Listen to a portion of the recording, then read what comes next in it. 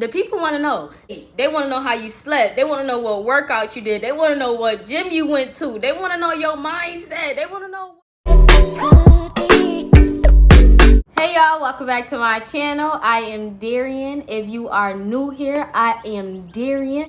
Today we are discussing my weight loss journey. This is something that I need to share with y'all. I don't want to share with y'all. No, I want to share with y'all, but I need to share this with y'all because I hope anything that I learn, I want to share that with y'all. I want y'all to be able to take my information, take my mistakes, and do your thing and everything. So y'all already know what I mean when I'm backing out the old school composition. Like, I'm coming with the tips. All right, so first things first, I had to change my mindset. Like, during the time, like when I was heavier, I had to be like the heaviest I had ever been in my life. Now, I've always been a person that was active. Like, you know, I've always been like health conscious, but not like, you know, in an educated way. So when I was eating like chicken every day, french fries, I don't even like french fries. Like, I know everybody like them, it's not even my thing, but I was like going down. Like, so when I gained like 60 pounds, I was real overweight. I just found myself in a place where I was like unfamiliar, just even with my mindset. Like, my habits were terrible. Like, I didn't have any energy. I wanted to be in the bed all the time. Like, I had become very depressed. Like, it was so bad. Like, you know, on my birthday, my outfit was like bulging over. I'm just like, Darian, are you serious? Like, I've never have been like extremely fit, but I've never been overweight. So it was like really uncomfortable. Like, my family, they were like telling me like, you know, you getting bigger, like what's going on? Like, you know, I've been eating, like, girl, I see you be eating and stuff like that. So, you know, I was just starting to become very uncomfortable with myself. And I didn't want to be there no more. Like, I didn't want to be in that place. I didn't want nobody to be telling me how I looked. I'm like, just let me be fat in private. Let me do my thing in private. Let me gain this weight in private. And really, now that I look back at it, I'm happy that, you know, I had the comments that I did. Just because of the fact that it was just, you know, it kind of opened my eyes and made me realize what I actually was doing to myself. So when it comes down to mindset, like, you know, you have to really dig deep. You got to understand what it is that's going on. So don't think that, oh, you know, consciously, it takes a lot of energy to be negative. It takes a lot of energy to be overweight. It takes a lot of energy to want to be going through those drive-through lines. It takes a lot of energy to not speak to yourself the right way. So you have to change that narrative. Like, when you're trying to change your mindset and to be on a fitness journey, you literally have to manifest what it is that you want for your life to be. Because ultimately, what we feeling on the inside is a physical manifestation of what we look like on the outside. So it's just like, you got to understand that. You have to understand where your mindset is at, meet yourself where you at, you know, approach your mindset, address what's going on so that you can change. One of the things that I did so that I could change my mindset, I wrote down all of the stuff that was serving me, and I wrote down everything that wasn't serving me. And all of the stuff that wasn't serving me, I got rid of it and I stopped doing it, just because I wanted to be all around. Like, I wanted to be on a journey, like not just a fitness journey. I wanted to be on a mental health journey as well. I wanted to feel good about myself, be on a spiritual. I wanted to radiate good energy, because when I was overweight, depressed, you know, unhappy, I was radiating that energy. I was literally making everything around me that energy. So I had to change that.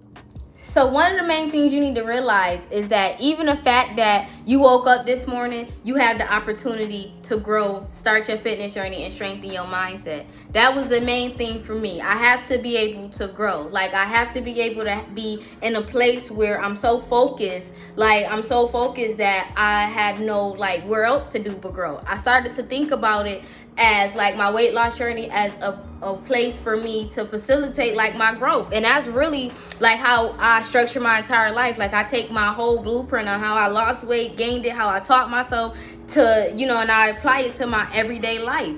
If you want something, you got to work for it. I was focused to losing the weight. I was so zoned in on what my goal was, that was the only thing that I saw. I started to take new opportunities. Like, even just small opportunities helped me to realize a big one. Like, during the beginning of my fitness journey, it was COVID. The gyms were closed. I didn't have access to it. So I saw opportunity on YouTube. I saw opportunity on Instagram. Anywhere I could get nutrition advice, workouts, figure out how to build a program, I saw the opportunity to use those things. I worked, so I had the opportunity to use my money to go and buy at-home equipment. I didn't make excuses. Anytime I hear any excuses, it's all outside noise to me, because that means you really don't want it. If you really want something, you are going to figure it out. You're going to work towards it. So you have to change your mindset to exactly that. I want to lose this weight. I want to gain this weight. I want to become a better me. I'm going to take the opportunity to grow, because not only am I going to lose the weight or reach my fitness goal, but my character,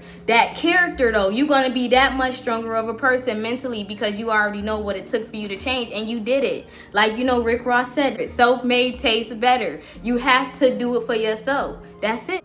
So once I got that all under control, getting that mindset together, I had to figure out nutrition. I realized that, what I put into my body really reflects how I feel that day. Like, I wasn't getting no energy from what I was eating. I realized I was feeling bloated after meals. I wasn't getting energy, so I changed what I was eating. I started to educate myself on what calorie deficit was. I found the resources on YouTube. I looked on Google, Reddit, whatever, you name it. I looked it up. I figured out how to calculate one. I found the resources that it took for me to do it, and I figured it out.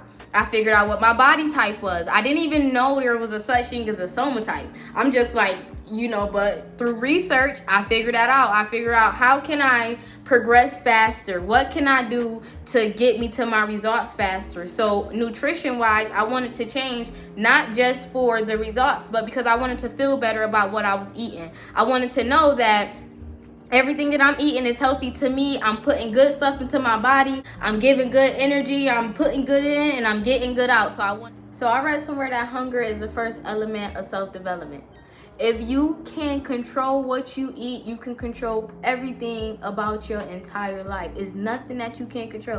Figure out your nutrition. I know they say, 80-20, nutrition is 80, exercise is 20, but it's 100-100. You got to give 100 every day for both. You need to figure out your nutrition. You need to figure out the foods that are good for your body and what works. You need to figure out a calorie deficit. If you're trying to lose weight, you need to be in a calorie deficit. There's no way around it. You need to eat whole foods that have more nutrition in it. If it's processed, if it's in a baggie, if it's not in the produce section, you do not need it. You don't need none of that stuff. Anything from fast food is nothing that you need. You need to drink water. The main thing, get your gallon and drink it. Don't think about it, drink. Before you even start, educating yourself and getting so wrapped up in the calorie deficit, think about what your body type is. Not think about it, you need to educate yourself. You need to do your research on what your body type is and determine that, so that when you have your calorie deficit and you know how much calories you should be intaking, you know how many macros of that calorie deficit that you should be intaking in. Because somebody who's an endomorph and somebody who's an ectomorph, they have two different body types. So yeah, y'all both may be having 1,500 calories a day, that's the standard for women at least. But as far as how much carbs this person should be eating and this person should be eating, that's two different things. So you should try to figure that that sort of stuff out before you just start having the calories and just stick into that. It's more structured that way. That way you'll be able to maximize your result. So exercise. You can't do one without the other. You have to exercise. One of the things that I did, like I said, the first 6 months of my journey, I didn't go to the gym, took the opportunity to work out at home. So I did HIIT exercises. I figured out what a HIIT exercise was, and honestly, it was just a convenience, because obviously it's hard to do cardio, in the house. I didn't have access to a treadmill, so I did a lot of HIIT workouts, and that included burpees, squats, stuff like that, and I did it every day. I worked on the same body parts every single day, the same muscle groups I worked on. I did legs, I squatted every day, I did abs every day, I did jumping jacks every day. I just did most of it, daily, and I didn't really take a day off. So, now, I'm not trying to tell y'all to work out every day. That's just what I did, along my journey. I felt like I had to do it at least, because now that I'm more educated, I know you don't really need to do that much. You definitely want to give yourself rest, so I'm not telling you to work out every day. That's just what I thought that I needed to do. But you definitely should get yourself a schedule. If you have, if you say you're going to work out, you're going to commit 3 to 5 days during your week to working out, you need to be committed to those 3 to 5 days. Like if you're gonna work out Monday, Wednesday, Friday, then be committed to that. Like choose a day, choose a time, and stick with it. Don't change it, because that's the only way you're gonna start develop new habits, and it's gonna become a habit for you. You won't even think about it no more because it's a part of your routine. Another thing, you have to just throw out the scale. I never actually was a big scale person. I've always been like just going off of photos, because I do know like when you lose weight, the scale really can't tell you how much of that weight that you lost is fat or if it's muscle, and vice versa. It only knows the gravity and what's holding you down on that scale. So along my journey and me learning even what like body dysmorphia is and stuff like that, I figured out you have to just throw out the scale. The scale is gonna lead you down a hard road, just because you're gonna think that you're not making progress when you really are. Like, but you feel different, you look different, but the scale telling you that you done gained some weight, so you discouraged and you feel like you're not making no progress. So to mentally keep yourself on a good track, just throw it out. Don't even use it. Maybe if you need to, get on the scale like once a month just to write it down, but don't be so obsessed with using the scale. Last but not least, along my journey, I had to journal. Journaling has been the most thing that has pushed me to go further.